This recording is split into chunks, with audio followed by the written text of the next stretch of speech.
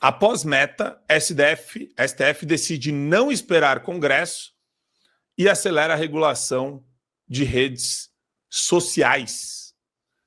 Mudança da Meta fez ministros do Supremo decidirem acelerar julgamento para responsabilização das redes sociais. A gente está falando aqui do Marco Civil da Internet, a discussão sobre o artigo 19 e a atividade criativa dos ministros do Supremo Tribunal Federal, que não é mais legislando, eu não vou mais falar essa palavra, abusando, estão abusando, criando regras abusivas e abusando ao mesmo tempo, porque criar regras abusivas é um ato de abuso em si, fora as regras abusivas também, são vários abusos. E eu queria te ouvir, Gustavo, sobre essa situação que nós vemos hoje. Nós temos aí, é descarado. Não tem arrefecimento, não tem temperatura mais baixa, pelo contrário. A posse do Trump é iminente, está chegando, está tudo acontecendo, eles estão vendo o que está acontecendo nos Estados Unidos, estão vendo o Mark Zuckerberg falando, que tem falado no Joe Rogan e vai falar provavelmente em outros lugares. E a aposta é complicada, bicho. A única coisa certa nessa matéria, na chamada ali do Guilherme Amado, que está muito mal construída mesmo, é que eles estão acelerando. E é isso, eles estão nos acelerando porque estão desesperados, né? Eles viram uma mudança muito rápida acontecer, porque não só a posse do Trump já seria um empecilho para eles continuarem, né, nesse tipo de loucura stalinista, né, para usar o adjetivo aí que o PH muito bem colocou, mas a própria mudança da Meta, né, do Zuckerberg, né, e aí Instagram, WhatsApp, Facebook, enfim, isso para eles acionou um sinal de alerta, de desespero, porque assim, tudo no final da história se trata de controle. E a partir do momento em que eles tinham ali as redes sociais, aliás, a imprensa tradicional sob controle, eles conseguiam controlar a narrativa. Com o surgimento das redes sociais, isso se perde. Esse monopólio, né, que o sistema tinha em relação à narrativa é perdido. E aí, o que eles têm que fazer? Bom, então a gente tem que regular as redes sociais urgentemente. Enquanto a Meta ainda estava do lado de lá, fazendo o jogo deles, ainda que sob chantagem, né, como bem colocou, como bem revelou o Zuckerberg, e para eles estava servindo, porque aí eles conseguiam dar um ar ali de democracia, de liberdade de expressão, e as próprias redes acabavam regulando. Só que isso a gente, né, desde os Twitter Files, a gente começou a ver o quanto isso era imposto para as redes, tanto para o X quanto para a Meta, agora como foi revelado pelo Zuckerberg. Então, assim, eles precisam desesperadamente controlar a narrativa. De que forma? Proibido, né, tornando ilegal a liberdade de expressão. Então, claro que eles não vão dizer estamos aqui proibindo a liberdade de expressão, não. O que eles usam? Olha, a liberdade de expressão ela não é total, ela é relativa. A gente precisa fazer certos controles aqui para defender a democracia. Na verdade, eles atacam a democracia no pretexto de defendê-la. Eu acho que vai ficar muito chato. Eles vão tentar agir como tentaram com o PL 2630, tentaram mudar o marco regulatório, o marco civil da internet, tentaram de várias formas, tentaram atropelar via Supremo, tentaram via Congresso, não conseguiram. Agora, talvez eles tentem via decreto, talvez consigam, mas isso não vai durar muito e vai ficar cada vez mais evidente que a gente, para quem ainda tinha alguma dúvida, né, de que a gente vive uma ditadura no Brasil, está aí mais uma prova bem atual sobre isso. Perfeito. Eu quero colocar para o PH o vídeo do Zuckerberg falando com o Joe Rogan, que viralizou nesse final de semana. These people from the Biden administration would call up our team and like scream at them and curse, and it's like these documents it's all kind of out there. Did you record any of those phone calls? I don't think we but I think I want to listen. I mean, there are emails. the emails are published. It's all kind of out there. And they're like, and basically it just got to this point where we were like, no, we're not gonna take down things that are true. That's ridiculous. They wanted us to take down this meme of Leonardo DiCaprio looking at a TV talking about how 10 years from now or something, you're gonna see an ad that says, okay, if you took a COVID vaccine, you're eligible for, for this kind of payment, like this sort of like class action lawsuit type meme. And they're like, no, you have to take that down. And we said, no, we're not going to take down humor and satire. We're not going to take down things that are true. And then at some point, I guess, I don't know, it flipped a bit. I mean, Biden, when he gave some statement at some point, I don't know if it was a press conference or to some journalists, where he basically was like, these guys are killing people. And I don't know, then like all these different agencies and branches of government basically just like started investigating, coming after our company. It was brutal. It was brutal. Wow. Só para quem não entende inglês e não consegue ler a legenda agora também, o Zuckerberg falando para o Joe Rogan que no começo da pandemia a pressão veio de todas as instâncias do governo Biden. Aos gritos, os agentes do governo ligavam para o time do Zuckerberg, não é pedindo, demandando, ordenando que determinados conteúdos fossem retirados. E ele falou que no começo eles tentaram resistir a isso, para depois não ter jeito, porque o próprio Biden falou, o Facebook, o Meta, as redes sociais estão matando pessoas. E junto com toda essa pressão, eu imagino que eles tenham utilizado todo o aparato da máquina para silenciar ou para, de alguma forma, coagir a turma do Zuckerberg. E por que isso é um problema, né? A gente fala muito em ser combativo, só que acontece que nem aconteceu aqui no Brasil, o Alexandre de Moraes ameaçando prender os representantes legais do X. Chega num ponto que você fala, poxa, o aparato, o Deep State e o aparato burocrático estatal estão dominados.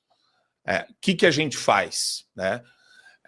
Eu acho errado fazer o que o Zuckerberg fez, porque muita gente, na verdade, morreu por conta da censura que foi implementada. Né? Foi exatamente o cálculo contrário.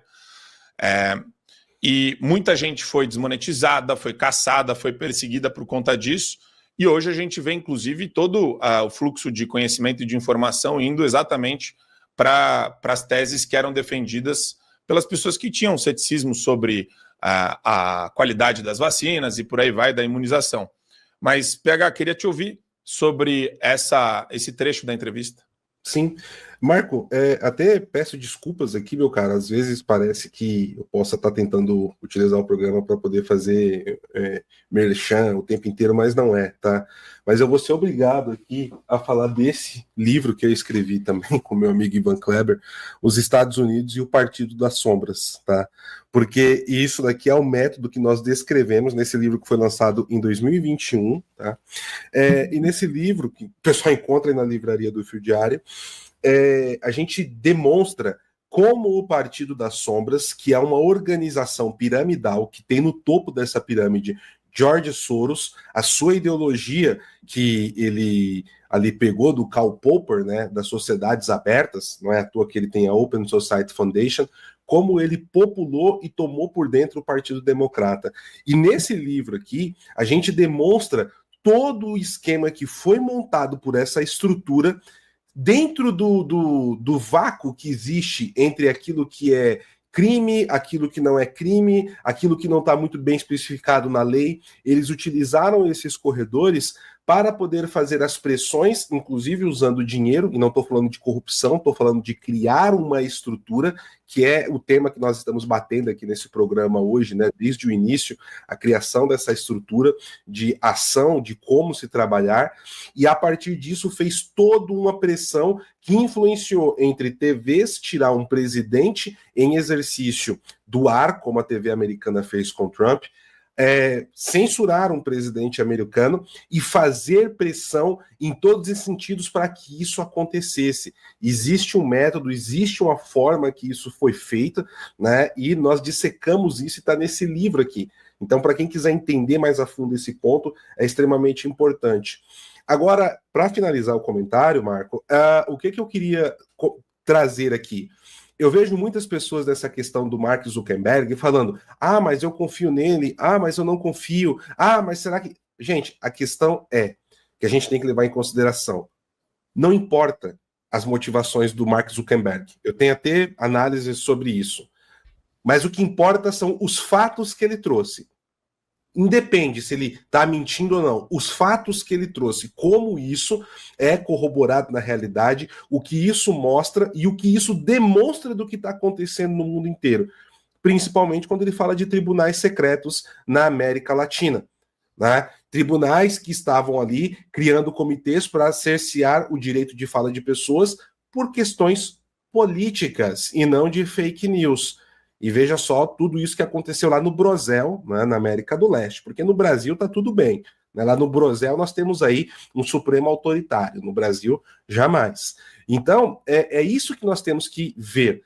E, Marco, se você me permite, mais uma vez, agora de manhãzinha saiu um vídeo lá no PH Vox falando justamente sobre isso, né? E tem um outro também que vai sair mais no fim do dia também, tratando sobre essa questão da entrevista do Mark Zuckerberg, que traz um pouco mais dessa visão. Convidar a audiência, depois de assistir aqui o Fio Diário, assistir a timeline, dar uma passadinha lá no PH Vox para acompanhar também.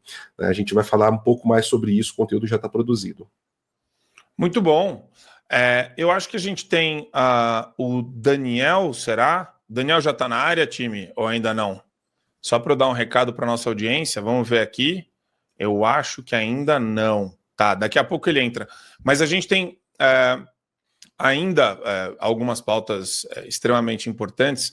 Vamos colocar a checagem do X das notas da comunidade aí, da camarada blogueirada aí, ó. Usuários do X corrigem. Isso é maravilhoso.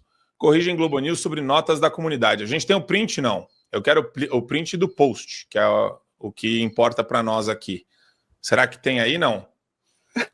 Eu vou pedir para o meu time fazer o print desse post, que está na matéria. Vamos lá, mas eu já vou ler para vocês. O Otávio Guedes, blogueiro Otávio Guedes, afirmou de forma equivocada que o recurso seria exclusivo para as contas verificadas na rede social. E a emissora publicou a errata. Só que antes da emissora publicar a errata, a gente tem as notas da comunidade. E eles colocam, diferente do que foi dito, não é necessário ser assinante, entre parênteses, pagar para virar um colaborador das notas da comunidade. Para se tornar, é necessário ter uma conta com mais de 6 meses, o número de telefone verificado e não ter violado regras do X.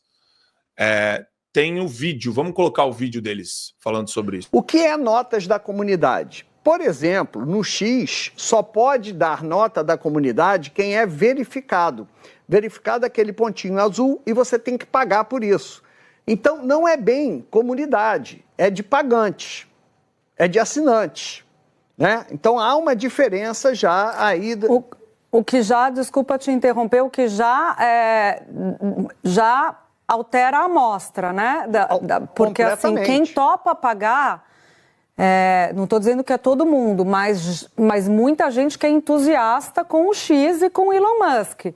E que tem essa visão de pós-verdade, que a verdade é relativa, enfim. Então já começa por aí, já na largada. O Lanterninha, por exemplo, ele não é assinante do X. Que seria uma nota, olha, eu, fulano de tal, sou o Lanterninha desse cinema, nunca fui acusado, investigado de estupro. Se ele não pagar o X, ele não vai poder isso. E o cinema fica no Rio de Janeiro, no Maranhão. Será que alguém do Rio Grande do Sul, será que alguém vai parar e vai ter essa técnica de consultar a justiça, consultar a polícia, ouvir o Lanterninha, ouvir quem acusou para fazer, olha, o é fato, é fake? Não vai, gente. O que vai ter é o seguinte, isso aí, todo estuprador merece morrer. E se bobear, além de estuprador, é pedófilo. Então... a nota da comunidade, ela não substitui a checagem dos fatos. Ponto. Esse é o ponto fundamental para mim. Essa história de notas da comunidade é apenas uma cortina de fumaça, pode funcionar em algum momento com a contextualização de um fato histórico, pode. Mas ela não substitui. Isso é absolutamente maravilhoso, por quê? Porque eles colocam esse ponto como um elemento nuclear da análise deles, né?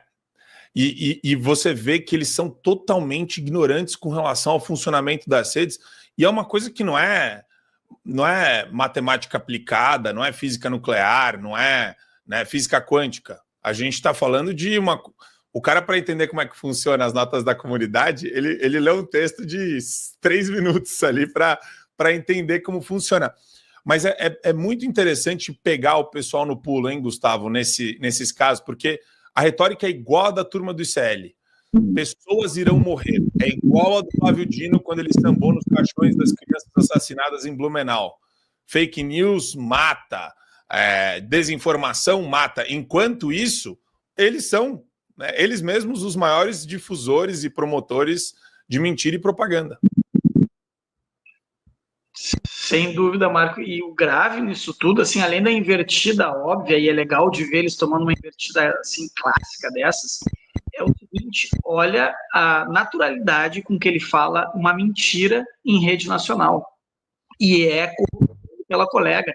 Porque é o seguinte: quantas vezes eles não fizeram isso ao longo dos últimos anos com essa mesma naturalidade, dando caráter de notícia, dando caráter de informação para uma opinião deles, uma opinião com viés completamente ideológico. Tanto que a do Aníbal ainda fala, não, eles que são a favor da pós-verdade, não, vocês que são os porta-vozes da pós-verdade, porque a pós-verdade é justamente isso, os fatos não importam, o que importa é a opinião sobre os fatos, que é o que eles fazem. Só que eles fazem isso há anos, e isso tem caráter de jornalismo, entre aspas, isso tem caráter de informação, e é a opinião deles. Isso é uma boa... Eles estão mentindo em rede nacional, eles estão propagando uma fake news claríssima, só que eles fizeram isso em relação às notas da comunidade, eles fazem isso diariamente, e esse que é o problema. Por quê? A partir do momento em que sai uma matéria, e as matérias hoje no Brasil, elas servem de instrumento probatório numa peça jurídica. Ou seja, o cara vai ali, fala uma besteira não, uma mentira dessas, em rede nacional, é corroborado pela colega e isso mesmo, eles estão aqui fazendo isso. E isso depois vira prova no inquérito, sendo que a premissa é mentirosa. Eles fazem isso diariamente. Esse é o jornalismo brasileiro hoje. É a opinião deles, não é informação, não é notícia, é simplesmente a opinião. Esse caso foi desmentido, mas quantos outros diariamente são feitos em relação a tudo? Esse, para mim, a grande questão aí não é nem a invertida, é desmascarar o método de jornalismo, de novo, entre aspas, que esse pessoal pratica. Como tu bem colocou, é um blogueiro, ele dá opinião, eles são palpiteiros, eles não são jornalistas.